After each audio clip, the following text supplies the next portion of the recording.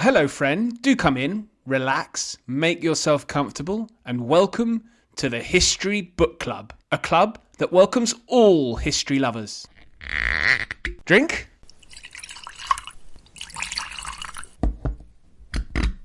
Now, shall we begin?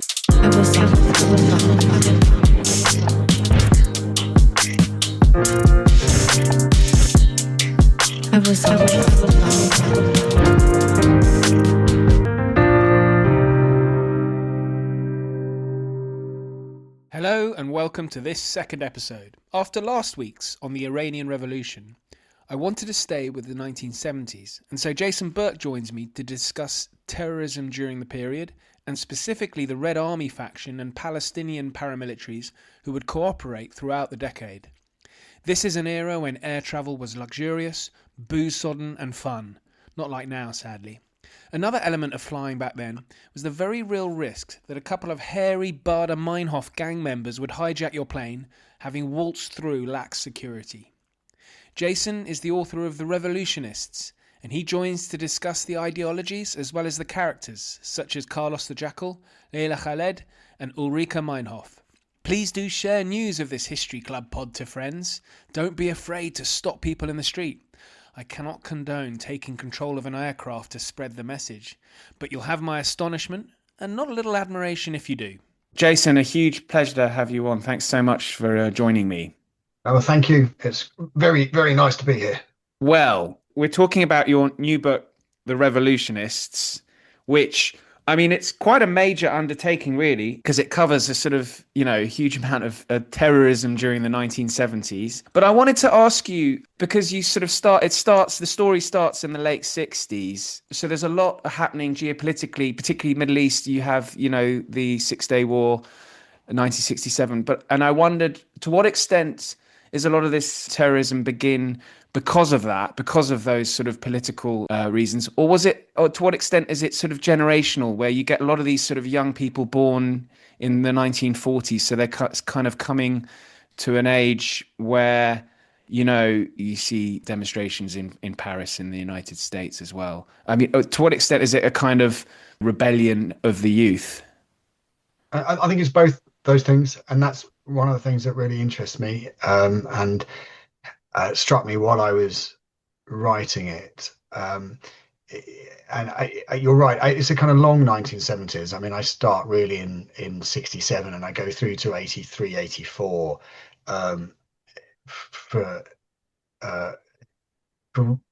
to explain the whole trajectory of what I think happens to what starts in the late 60s. But you're absolutely right. And this is a moment at that point of 67, 68, 69 of kind of global upheaval. And part of it is to do with local conditions. So in the Middle East, there's the 67 war, certainly, which provokes enormous soul searching and debate and discussion in the Arab world, and to an extent the broader Islamic world, about what has gone wrong that means that Arab powers cannot defeat Israel, and not just cannot defeat, but are brutally defeated by Israel. But that comes at a global moment when there is a very large number of particularly young people who see the world as ready for remaking, if you like. I mean, one of the things that struck me when I was writing it was that Che Guevara, who becomes the great icon of the period, was killed in 67. Which I kind of in my head I thought it was in the 50s or something, but it's actually at that moment. You also have the Vietnam War, which is an issue globally, particularly for the left, and certainly you have a processing of events since the Second World War through a generational prism, both in the Middle East, where you have a generation of older leaders who are now discredited, and in the West. So I look particularly at the West Germans, because the 70s sees this extraordinary crisis of violence, extremist terrorism in Germany. And that's very clearly linked to a generation coming to terms with their parents' misdeeds during the Second World War. So I think you're absolutely right to point to those two things. I think they're indistinguishable both in the West and in the Middle East too. The German element is so interesting. I mean, so of course, best exemplified by the Baader Meinhof gang. I was trying to sort of look at some of their motivations whilst I'm reading it, because on the one hand, okay, you can't understand some of the terrible things they do, but in both West and East Germany, there are former Nazis in senior positions in government. So you can understand why the youth would be so unhappy about that. But also engagement with Palestine. I was interested in that. To what extent are the German terrorists, and I guess I'm using that term, but to what extent are they actually engaged with the Palestinian issue, or do they view these Palestinian groups, these paramilitary groups, as really an avenue to assist them in their cause? Are they really that into this sort of the cause of Palestine? Yeah, that's a great question. I mean, you can frame it more broadly in that all the leftists I was looking at in Europe, also in Japan. I mean, I looked at others in the US and in Latin America. They didn't get into the book because it's already 700 pages long. Yeah. But they all saw their own local struggles as part of a much broader global struggle, involving those who were fighting imperialism, capitalism, the Americans, etc., everywhere. So that would be Vietnam, Angola, Mozambique, half of Latin America, um, elsewhere. It was a global struggle, and actually explicitly so in the sense that radicals in Europe felt that the proletariat, in inverted commas, the masses in their own countries were too um, uh, were too prosperous or had Yeah. become Comfortable almost. comfortable and just sort of overcome by the desire to have a fridge or something or a television and all this sort of thing, and that they would never actually rise up against their supposed fascist capitalist overlords. And that the only way the global revolution was going to happen was going to be it was going to be imported to their countries, the West, from the periphery, as opposed to sort of inverse direction of imperialism. And the great uprising, the global revolution, was going to be in the south and it would come to the north. So that meant that their goal and their duty was to support all these other groups around the world insofar as they could. And that could be directly with kind of weapons or funding or whatever. But it could also be by weakening the center to stop the center support for the illegal regimes around the world. So there was always this very heavy international element. It's also the time of the Cold War, we have to remember. So there's a kind of overarching international global contest between ideologies and superpowers. Um, but with the Palestinians, there's a particular evolution in that many leftists in the West until 1967 saw Israel as the sort of bastion of democracy and to an extent socialism, um, or at least progressive values, against the reactionary monarchies and dictatorships of the Arab world. And were quite a lot of it was post-Holocaust guilt as well. But I mean, there was a genuine sense among many German leftists that they should be absolutely supporting Israel. And that Israel was, for the most of the 40s and 50s, and even early 60s, a left-wing cause. Um, and it's 1967 and various other things that changed that. And the Germans follow this trajectory too. So Ulrike Meinhof, the radical left-wing journalist who becomes one of the founder members of the Red Army faction, or Baader Meinhof gang as known, writes quite supportively of Israel earlier in her career as a journalist, but then quite rapidly becomes extremely critical after 67, and certainly later on is very critical. Um, so with the Palestinians, there's both the the sense on a macro level, a global level, that they should be supported as part of the broader battle against colonialism and imperialism and so forth. And Zionism becomes part of that. And also there's the sort of specific element of 67 and that shift, which is really important to leftists in Europe. And by 68, they're turning up in Palestinian training camps saying they want to bear arms against the Zionist oppressors and so forth.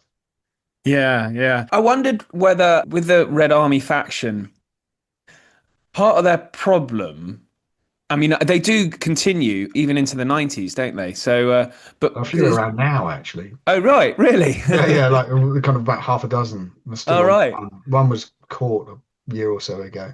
All right. Don't do much apart from the odd occasion. They do occasional bank robberies, but mainly just to, stay in, buy themselves their groceries. But Right. I guess this that rather sums it up in that their goal is, if not hard to define, almost a monumental task. Whereas if you're a Palestinian group, your goal is obviously the creation of a Palestinian state. It's easier to define, but also a little bit more attainable, even though obviously we haven't seen that yet. yeah, no, absolutely. I mean, there's a very good line from Eric Hobsbawm, a communist historian, as you well know, but at the time saying, basically, if you're going to take on the entire capitalist and imperialist system, I mean, where do you start? I mean, and he recognizes this as a key problem for any group. I mean, to think strategically, and he's against the violence, as a good Marxist would be, because he and Moscow see it as adventurist, and uh, you're trying to subvert the rules of historical dialectic Marxism. I mean, it just doesn't work like that. Brezhnev says at one point that you can't make a revolution with a bunch of heroes. I mean, it's misguided. You have to wait for the proletariat to be sufficiently mobilized and the objective conditions to be there.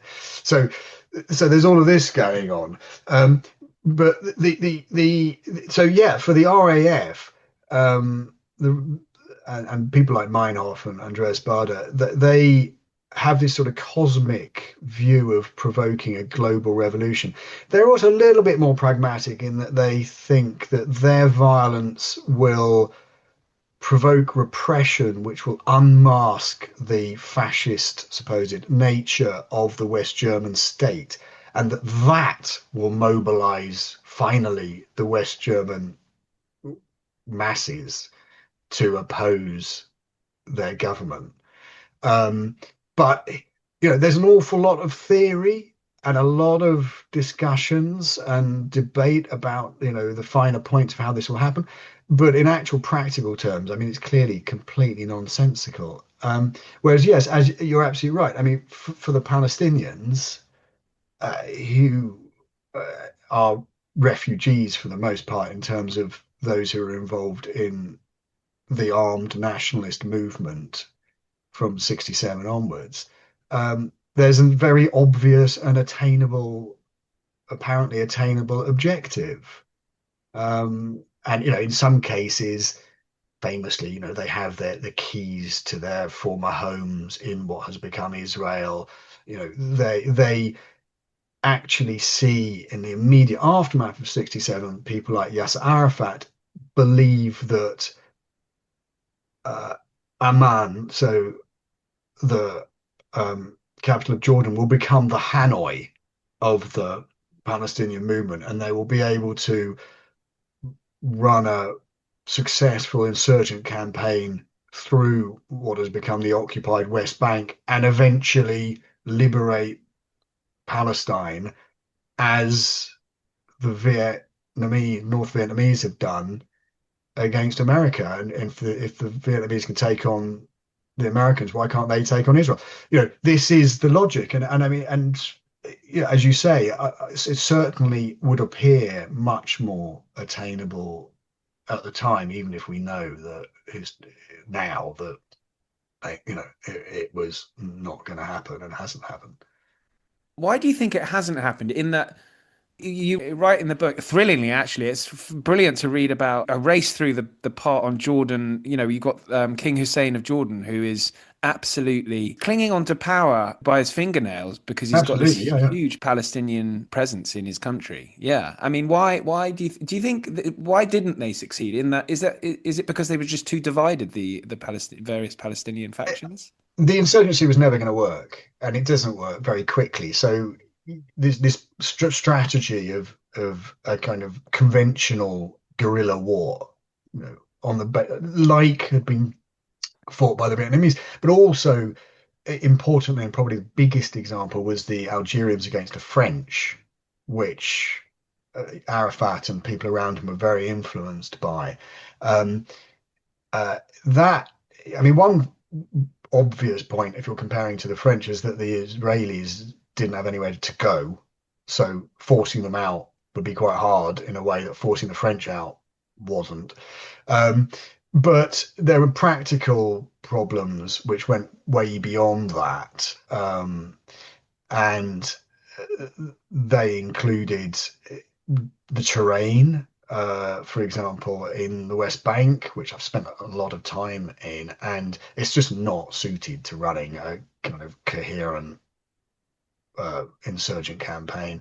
And when Arafat tried, it failed miserably, and he was very nearly caught. The local social conditions don't really work for that kind of campaign either. There are lots of other factors that just meant it was practically very difficult to do. They also tried to operate out of Lebanon. That didn't go so well. And also they didn't have the support they would have needed from neighboring powers. Nasser in Egypt he dies in 70, but in the first 3 years after 67, he's very ambivalent about anything that's going to provoke the Israelis. Lebanese government certainly didn't want that. Jordan, as you say, Jordanians definitely not either. Trying to balance things and keep from a major confrontation. So there are lots of reasons why it didn't work immediately. And once that fails, that's when they shift to this, in inverted commas, terrorist campaign, where you get these long range attacks on aviation, particularly. There are other attacks too on other targets, but the aviation is the one that really captures the imagination and the attention, importantly, of the world. And these are the hijackings that we still talk about and know of and about. And their aim is to draw attention to the grievances of the Palestinian people, and in that they are quite successful. The problem is obviously that it's a pretty two-edged weapon, in that the Palestinian people also get the reputation for being, as their victims and others see it, terrorists. And they're using terrorist tactics certainly at this point. So that doesn't really work either. And this is one of my arguments in the book, is that they try all sorts of different things. The repression gets much better. The counter-terrorist operations get much more effective as the 70s go on. By the end of it, terrorists of all natures, hijackers and so forth, are being killed. Rather than just being kind of captured and released. Hostages are more often being killed. Everything's got much nastier. The counter-terrorist capabilities now allow governments to send teams of special forces to assault planes and end them, and it's just much, much harder. So that, as a weapon, has gone. And at the end of the book, you end up with the PLO, the Palestine Liberation Organization, so the umbrella group that organization that groups together all these various factions that was then based and had been based through the 70s in Lebanon is expelled and scattered by the Israeli invasion of 82 and is enormously weakened. They are, as one of them says, one of the PLO senior officials, they're now in exile of exile. I mean, Arafat is in Tunis. Um, and that leaves this huge vacuum. It fails. That campaign fails. The only thing it wins is some diplomatic gain, recognition to an extent at the UN and by other countries, lots of secret intelligence agreements with other, even Western countries, and a degree of sympathy around the world. But in terms of actual concessions on the territory, nothing. It opens the way for what comes afterwards, obviously, which are the Islamists in many ways. Members, I'm sorry to interrupt the discussion, but you might like to read articles I've written via Substack. Head over there where you'll find historical pieces on subjects such as terrorism, Northern Ireland, interesting figures, and topics in the news that interest me. Some free, some not. Links are in the show notes. Now back to the club room. This is the interesting thing about the book, is that I don't mean to dismiss a lot of these acts in the 70s, but there is a certain glamour to this. I mean, particularly with the characters. You've got Carlos or someone, yeah. Yeah, and Layla Khaled Mm. and Ulrike Meinhof Yeah, very spurious glamour. Most of what they did was sordid yes, and counterproductive but the and press causing loved them them, didn't suffering. But yeah, Carlos is the best example of that. So they? Right. we all talk about him, about Carlos, and I refer to him in the book as Ilich Ramirez Sanchez. I mean, that's his name. I mean, when he Yeah. wrote to me, I mean, I wrote to him, he wrote back. He signs off as, Ilich Ramirez Sanchez. He doesn't write Carlos the Jackal. That's who he's become, and that was he didn't actually invent that name.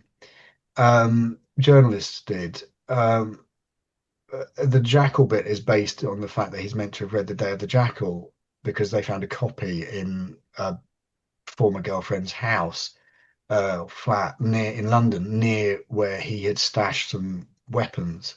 There's no evidence he actually read it, but still, that's where the Jackal comes from. The Carlos bit comes from a fake passport that he was using in the name of Carlos Martinez. So the journalists put it together and gave him the, moniker Carlos Jackal, which is brilliant and stuck, and is completely undeserved. I mean, most of his terrorist efforts, were fiascos, and most of them go badly wrong. But it was about media, and terrorism is always eventually about media. I mean, it is about communication via violence or the threat of violence. And he was bad at the logistics of terrorism, but he was very good at building his own celebrity and then exploiting that celebrity. And he was partly able to do that because of technological advances of that period, TV for one thing, and print media being so widespread, and huge boom in like color magazine supplements and that sort of thing. So I mean, literally, when he turns up after another fiasco in 75, he turns up at his group's headquarters. He's working for a breakaway faction of the Popular Front of the Liberation of Palestine at that point, and he might well get shot because it's such a fiasco, and he's suspected of stealing 10 or 20 million dollars. And he basically just waves this big fat pile of press cuttings that he's amassed and says, "You really want to shoot me? I mean, that's not going to look good. Look how famous I am." And the leader of the group, though he's very angry at this guy who's, messing everything up and showboating quite so spectacularly, kind of thinks, well, the guy's going to look really bad if I whack him, So they don't. There's no sandy grave outside the training camp, he goes off, and later Carlos uses, or Ramirez Sanchez, I should say, uses this celebrity to sort of browbeat Eastern European regimes into giving him a safe haven. They don't want him there. the Czechs or the Hungarians. He's just dangerous to them and to others, and he can cause all sorts of problems, and he's unpredictable, and you can't talk to him properly. And I mean, he could have potentially some uses for them, but none that outweigh the risks of having him around. But then when he tells them, or when they discuss like expelling him, they're all really influenced by this idea that he has this tentacular organization around the world that could cause him immense harm. So the Stasi, these Germans, are warning that the Ramirez Sanchez's group, the Organization of International Revolutionaries, has hundreds of operatives that could, attack all their embassies and so forth. And they have about 10. I mean, it's complete rubbish. But he manages to create and maintain this mythic image, and that helps him hugely. So he is absolutely surrounded by a kind of spurious glamour that many kind of journalists and indeed politicians too are kind of complicit in. The glamour that for the Baader Meinhof gang and people, I think, comes later, and it's slightly nostalgic, and it's a lot of it is to do with films and books and the whole kind of countercultural thing. Their songs, rock songs and stuff about Baader Meinhof, and they just become they were young, they were educated on the whole, they were articulate, some of them are quite good looking. And it's the 70s, and it's generally pretty cool. I mean, that's part of the reason I enjoyed writing about it. But I mean, in actually, I mean, air travel was quite fun in those days as well, wasn't yeah, it? well, that would Not now. air travel, the stuff I went down so many rabbit holes with the air travel, and no, no. I even went to Duxford to find a DC-10 that is in perfect condition. Interior is in perfect condition, Oh actually. wow! What? Yeah, yeah, It's still in the from like interior. 1973 or something. It's Yeah. perfect. It's brilliant. It was the best bit of research I did. Was it But bright orange or something? yeah, yeah, all blue and navy blue and orange inside, and like, but it's got menu cards with all these sort of like proper menus on them and options, and then it's got unlimited. What get this? Unlimited booze and no entertainment system. So I mean, what's going to happen? I mean, everybody just got smashed, and obviously they were smoking, and they had one 747 had a dance floor on it. I mean, it was, and and it was glamorous, and the cabin staff were all dressed by, sometimes designed by Chanel, and I mean, the whole thing. So there's all of that you can feed in. When I actually started either talking to these people, which I did, as in some of the perpetrators, if you like, but also just digging into the details, it's actually what they were doing is pretty sordid. I mean, it's pretty unpleasant. There's a lot from the Germans and the Italians, actually, Red Brigades, talking about what life is like underground, as they called it, in clandestinity. And most of it is just drudgery of trying to find safe houses, trying to do communications, just trying to stay out of trouble, trying to encode things laboriously by hand, and making mistakes. And it's quite boring, and there are occasional moments of intense adrenaline and fear, but on the whole there's an awful lot of sitting around discussing revolution and smoking a lot, and not much else. And they kill people, I mean, they did cause real harm, and a lot of people who were completely innocent. There's a very interesting, by way of, sorry, very interesting discussion, amazing scene. This is in 77 with the German radicals in Cologne, and it's on the eve of an attack they're meant to launch to abduct a senior industrialist who's a sort of pillar of the German business community and a former Waffen SS Nazi administrator.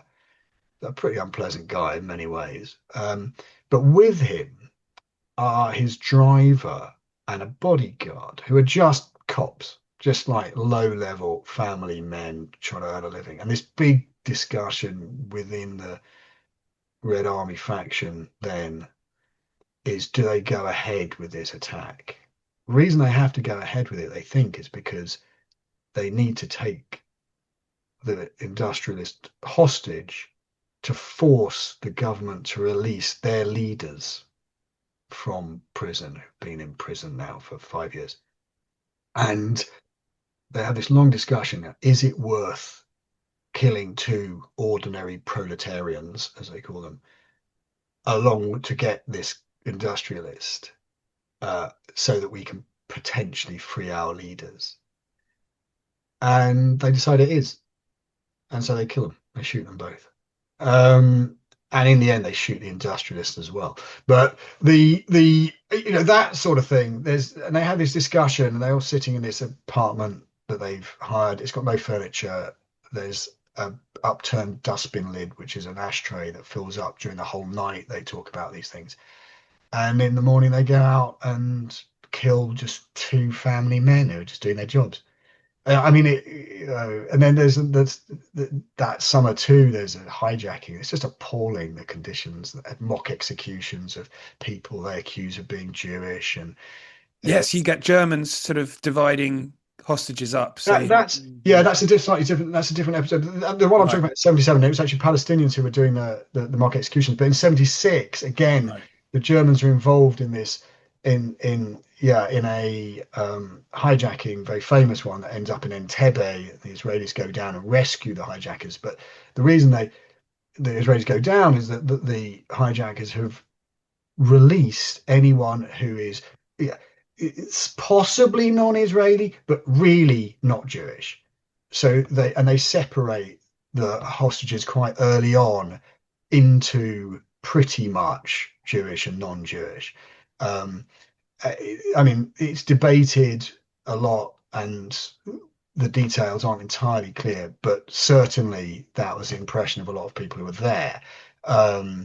And there's this extraordinary exchange where you have one of the German hostages who's turned to by one of the Israeli, by a Holocaust survivor, who says to him, "You're no worse than the Nazis." And he says, I have dedicated my life to fighting everything the Nazis stood for. And there's a complete misunderstanding or miscomprehension of what they're doing and how it looks, what the optics are, by the two Germans who are involved in that particular attack. So I mean, you drill down into it, or what Carlos was doing, in terms of manipulating people, it's just not just killing people, or scaring people. It's just really nasty. I mean, there's nothing glamorous about it at all. I really wanted to ask you was, to what extent do you think these terrorist attacks actually worked? Because whilst their wider goal is not achieved, and that's also the case, I suppose, with some of the Islamist groups, but government response. So if you're weak, that kind of encourages further attacks. But if you're strong, like Israel often is, or the US, which is in a sort of very good position in that it's difficult to have a terrorist attack in America, and so they're very strong. But European countries are sort of a little bit softer. But that doesn't seem to affect what happens. You carry on getting attacks regardless of. I think it does. Right. I think it does, actually. I think. Okay. Well, I think there are various things that happen, and I'd say my answer's probably slightly less straightforward than you might like, but it really depends on the context. I mean, one thing that is clear, so let's take what happens in Europe. You had this wave of protest in the late 60s. As that fades, some of those who are involved decide that they want to carry on, the struggle, and some of those decide they're going to do it through violence, and some of those, so a fringe of a fringe of a fringe, decide they're actually going to use lethal violence. They never really have a great deal of sympathy. They never have a popular constituency. Governments are quite weak to start with, but they quite quickly gather strength through the decade, and by the early 80s are much better at dealing with those kind of actors. At the same time, the violence of those groups really repels even the most sympathetic among former supporters. Um, and they find themselves very isolated, which obviously makes the government's job much easier. Um, and they're reduced by the end of the decade in most instances to really just guerrillas who try and free guerrillas, as one of them said to me. Their job is basically just trying to get their own people out of prison. They've kind of forgotten about the broader revolutionary cause, if they ever really cared. Um, at the same time, you've had a whole series of reforms, measures, moves by governments in the West to answer the legitimate grievances of many of the protesters in the 60s. You know, women's reproductive rights are much better. You've had reforms in universities, much better funded, much less hierarchical. The voting age has been dropped in many places. You've got all these cultural icons now who are much younger, much more prominent than ever were previously. A whole space has opened up for young people. And you see that energy, that protest energy, it goes in different directions. It's still there. There's still some violence.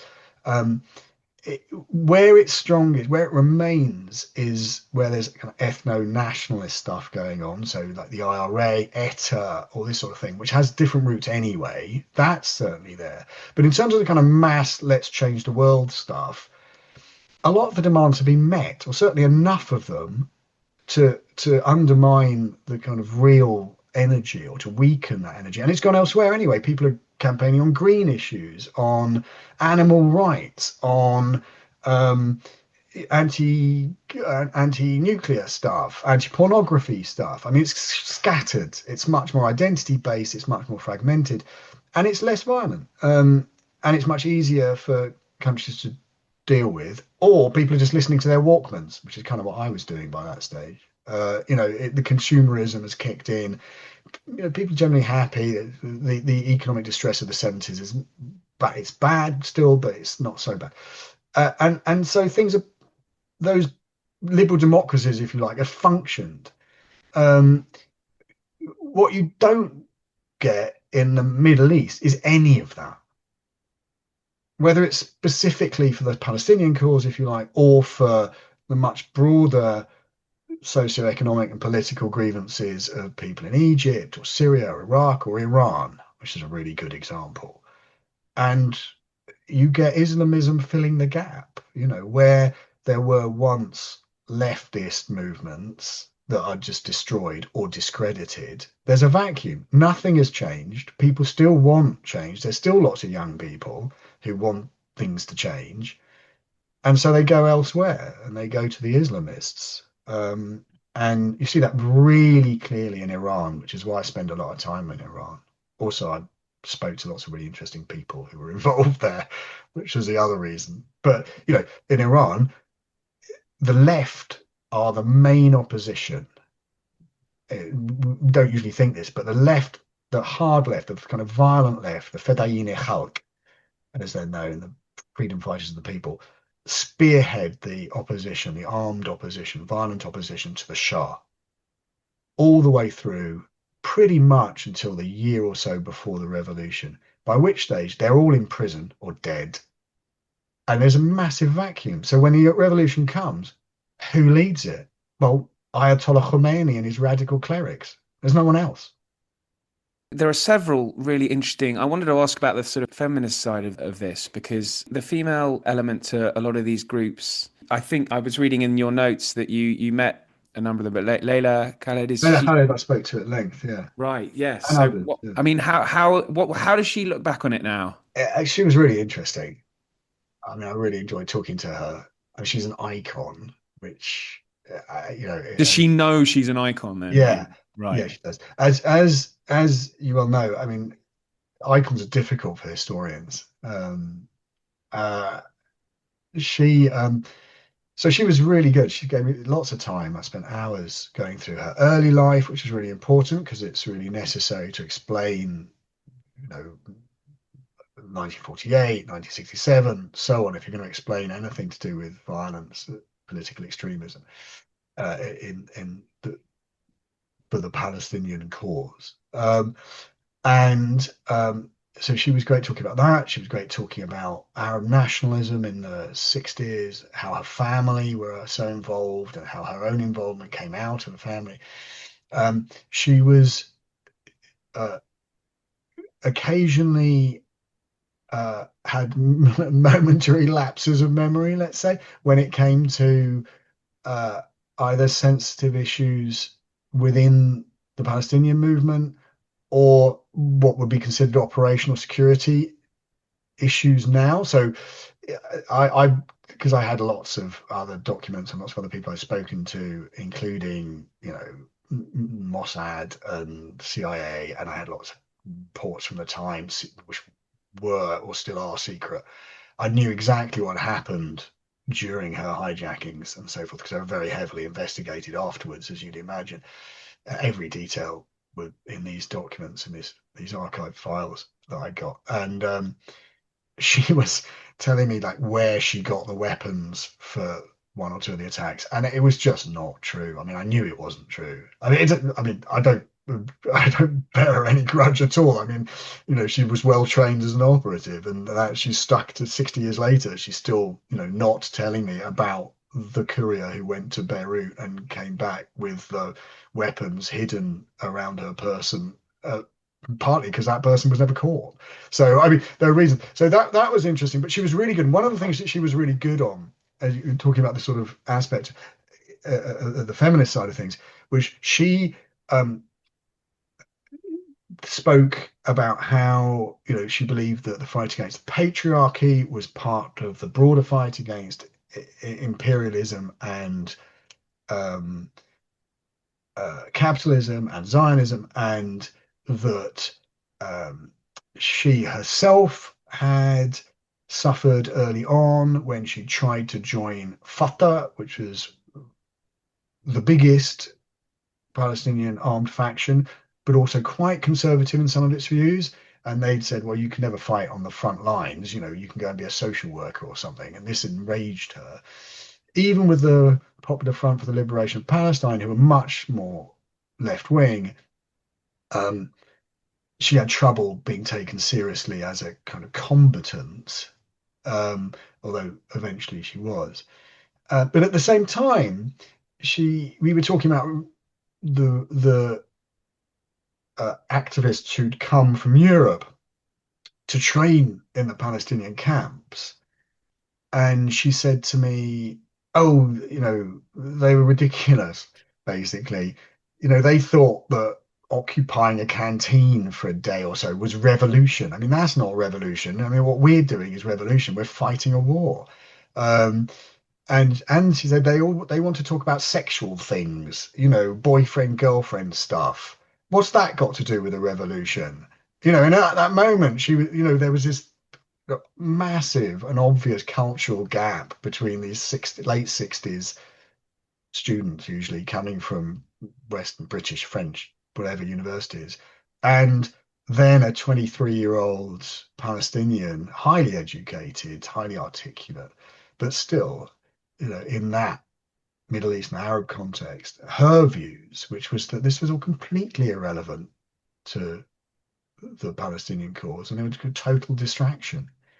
So there's all this sort of, with her, there was this sort of ambivalence that was really interesting at the time. I thought was quite revealing. And you were very much fascinated by Ulrike Meinhof as well, I think. Meinhof is an extraordinary character. I mean, again, a brilliantly intelligent woman, um, very successful left-wing journalist, very prominent. In the late 60s, she's involved in talk shows on national television late night where she sits there arguing brilliantly with kind of always men, conservative um, politicians or public intellectuals or whoever. I mean, she's really a sort of a very articulate, prominent voice for the radical left, sensible and in many ways, and careful, um, great grasp for detail, and earning a decent living, and with her two twin, very young daughters living in Berlin. And she makes this almost split second decision to go underground and join the violent resistance, a completely irrevocable step. And it appears to have been made, as humans do, uh, no doubt with very deep underlying reasons, but in almost, as I say, a split second without much forethought. And suddenly she finds herself underground and a clandestine fugitive, and then eventually, in a Palestinian training camp, and then as part of a violent campaign against the West German state. And her story is tragic as well, because she's caught in 72 and jailed, and the rest of the group turn on her in prison. She's older than them, and on the whole, and different in some ways, and they turn on her and attack her in these kind of awful self-criticism sessions that are carried on behind bars. And she's obviously very isolated. The conditions, certainly at the beginning of her incarceration, are really awful: solitary confinement, sensory deprivation, stuff like that. And she breaks down psychologically, and kills herself in prison, hangs herself in 76. It's a desperately sad story in many ways, and she's just an extraordinary character. You see these pictures of her at press conferences in the late 60s, kind of arguing with journalists, talking to people. You think, what now if somebody of that stature just suddenly went to, in inverted commas, the dark side, disappeared, and took part in a violent campaign blowing things up? And she's responsible for an attack on a newspaper office, right-wing newspaper office, that causes very considerable casualties. I mean, it's just crazy as a story, but deeply, there's an awful lot condensed in there that you want to understand if you're someone Yeah. like me, I suppose. Yeah, and in her case, I mean, it is like such a waste, because, as you say, yeah, she could have. Yeah, I mean, that moment, the way this operation that during which she decides to go underground was set up, is actually how they busted Andreas Baader out of prison. But she had a very clear, in fact, it was expected that she would deny all knowledge, say that she'd been exploited by the group as a kind of patsy to allow them to get Baader out of jail. And there would have been a bit of heat, but she could have easily explained it as she didn't know anything about what was going to happen. In fact, it's not entirely clear that she did know everything that was going to happen. Um, and she could have gone back to her kids and her flat in Berlin, and her high-profile role as a journalist. And did you detect any kind of regret over that split-second decision, other than I guess? I read. I mean, so I read all the English language sources that I could find. I also read quite a lot of the German language sources, and they're big differences. I mean, Meinhof still fascinates the Germans, rightly, but there's no kind of moment that I found where she says, "I got it all wrong. I wish I hadn't done that." There's an amazing moment where she's on trial with the others quite soon before she kills herself, where she makes this speech, and one of the journalists who's watching it is not overly sympathetic towards her or the others, but he's quite moved, and he writes beautifully, actually. He says something like, and then there was Meinhof, who took the stand and spoke in these staccato kind of disrupted sentences, and he says something like, her brilliant mind turned bitterly against herself. And it's a really powerful moment. And yeah, she ends up, hanging herself with a volume of Wittgenstein open on her desk in prison. I mean, it's an extraordinary story. There are lots of, I found that the best thing about writing the book was her story, the story of a Palestinian called Ali Hassan Salami, who was just amazing. And incredible flamboyant character, but one that just did extraordinary things and often really bad things, but eventually ends up in a place where he is discussing social democracy and its rights and wrongs with the Austrian interior minister as they thrash out a kind of intelligence sharing or non-aggression pact between the PLO and the Austrians. And this is in 78. And he's killed by the Mossad shortly afterwards, who suspect him of being involved in the Munich attack of 1972 and many other attacks, which he was, not Munich, but lots of other attacks.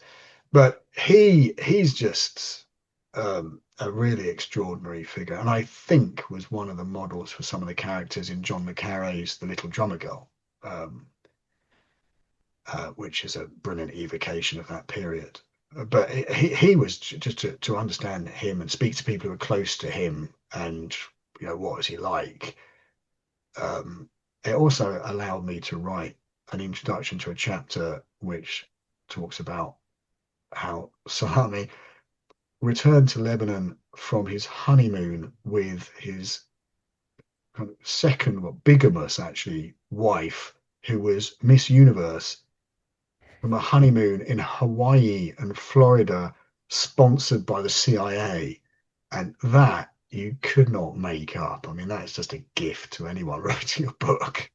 Yeah, it's quite wonderful. I mean, there are so many extraordinary characters in this. Jason, this has been absolutely fantastic. Thanks so much for your time, and best of luck with the book. Thank you very much, Willett. It's been a great pleasure. Thank you. We've come to the end of this club meeting, so thank you for listening. If you want to get in touch about club benefits, please do, either by email or on X or Instagram. Links are in the show notes. I've also included my Substack link so members can read articles I've written on various matters that may be of interest. The History Book Club is written and presented by me, Oliver Webb-Carter. Music is by listener Chat DMZ. Episodes continue next week and every week, so please do join, subscribe, and if you can provide the club with a 5-star rating, we would be delighted. In the meantime, I thank you again, and now I have to usher members out into the real world. Until next time.